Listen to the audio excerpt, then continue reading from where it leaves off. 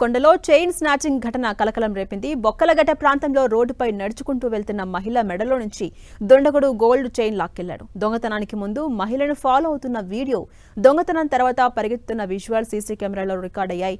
పోలీసులకు బాధిత మహిళ ఫిర్యాదు చేయడంతో సీసీ కెమెరాల ఆధారంగా నేరస్తుడి కోసం గాలిస్తున్నారు పోలీసులు.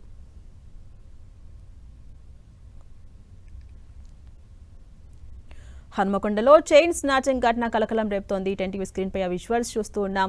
బొక్కలగడ్డ ప్రాంతంలో రోడ్డుపై నడుచుకుంటూ వెళ్తున్నటువంటి మహిళ మెడలో నుంచి దొంగడు చైన్ ను ఒక్కసారిగా లాక్కొని పరారయ్యాడు. దొంగతనానికి ముందు మహిళను ఫాలో అవుతున్న వీడియో మనం చూస్తున్నాం. అలాగే దొంగతనం తర్వాత నిందితుడు పరిగెత్తున్న విజువల్స్ కూడా సీసీ కెమెరాలో టీవీ స్క్రీన్ పై మనం చూస్తూ ఉన్నాం.